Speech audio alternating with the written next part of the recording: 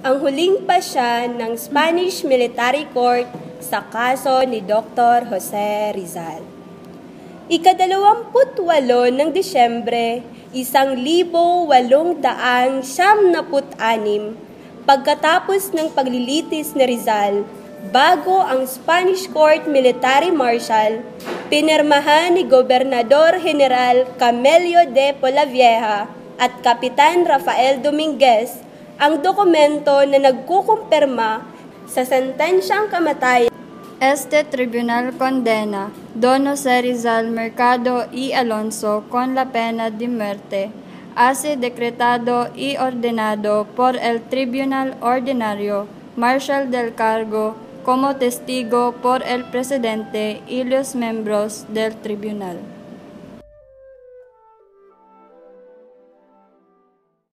Isinumpa ng hukuman si Dr. Jose Rizal na may parusang kamatayan.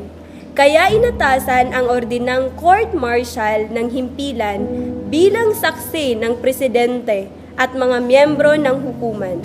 Samantala, sa kulungan ni Dr. Jose Rizal, sinubukang makipagtalo ni Lieutenant Andrade kay Rizal sa magiging resulta ng kanyang kaso at sinabing, "Hampas lupa! Kulos!" Ito ang unang pagkakataong narinig ko yan sa iyo, Tavil, at nakikita kong sanay ka na rito. Hindi makatarungan ang nangyayari. Hindi nila tayo binigyan ng pagkakataong depensahan ang kaso. Minanipula nila ang paglilitis. Ginamit nila tayo. Bakit ikaw pa yung nagagalit samantalang ako naman tong mamamatay? Mabuti't may lakas na loob ka pang magbiro. Luis, tama na iyan. Magbibitaw na ako sa tungkulin ko sa gobyerno. Babalik na ako sa Espanya. Nahihiya na ako sa iyo. Nahihiya ako sa inyong lahat. bakit? Dahil nabigo ako. Sandaling katahimikan ang namagitan sa dalawa. Tumayo si Rizal at tinapik si Lieutenant Andrade sa kanang braso nito at sinabing, Hindi kay Espanyol, Tavil. Pareho lang tayo. Sa bahay ni Gobernador General Polavieja, maluha-luhang nilapitan ni Doña Lolay nang may takot ang gwardya at sinabing, Mawalang galang ho, senyor. Pwede ko bang makausap ang Gobernador General Polavieja? Gusto ko sanang humingi ng tulong sa kanya patungkol sa aking anak. Walang oras ang gobernador para dyan. Alis! Pakiusap, maawa po kayo. Siya na lang ang aking pag-asa para maligtas ang buhay ng anak ko. Senyora, por favor. Pagkarinig ng salitang pabor, bumaba ang Gobernador General at pumunta sa pintuan kung saan nandoon si Doña Lolay na humihingi ng tulong sa kanya.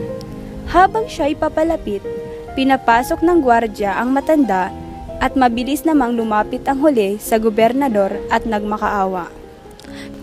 Gobernador! Gobernador! Senyora, por favor, no tengo tiempo. Maawa po kayo, Gob. Pakiusap, nagmamakaawa po ako sa iyo. Para sa anak kong si Jose Rizal. Lo siento. Sa isang banda, nagkaroon ng pagtitipon ang mga katipuneros na pinangunahan ng utak ng katipunan na si Andres Bonifacio. Sasalakay tayo sa mga Espanyol sa lalong madaling panahon. Ililigtas natin si Jose Rizal. Mabuhay si Rizal! Mabuhay si Rizal! Mabuhay si Rizal! Huminahon kayo. Ang mga bantay sa aking kapatid ay marahas. Tiyak na nakahanda ang mga Espanyol sa anumang hakbang na ating ibabato.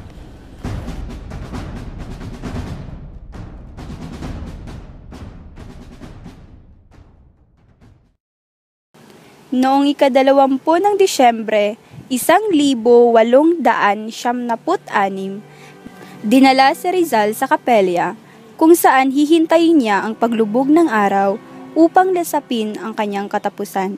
Sa pagkakataong yaon, dinudumog siya ng mga bisita. Sa ganoong ding pagkakataon, nagsimulang gumawa ng liham si Jose sa kanyang mga minamahal na pamilya, kapatid na si Pasiano, na nababasang, Mahal kong kapatid Pasiano, mahigit 1 taon nang hindi tayo nagkikita at nagpapalitan ng sulat sa isa't isa. Subalit hindi na mahalaga yaon sapagkat hindi na natin kailangan ni isang salita upang maintindihan ang isa't isa. Ngayon nalalabi na ang aking oras. Inihahandog ko ang aking huling linya sa iyo para humingi ng tawad sa iyo sa aking gagawing paglisan sa iyo dito sa mundo. Pag-iwan sa lahat ng pasakit sa pamilya at pinakamamahal na magulang. Naiisip ko ang paghihirap na naranasan mo upang matulungan ako sa aking karera at naniniwala ako na ginawa ko ang lahat upang walang masayang na panahon. Aking kapatid, kung ang bunga ay mapait, hindi ko kasalanan yon, kundi ng tadhana.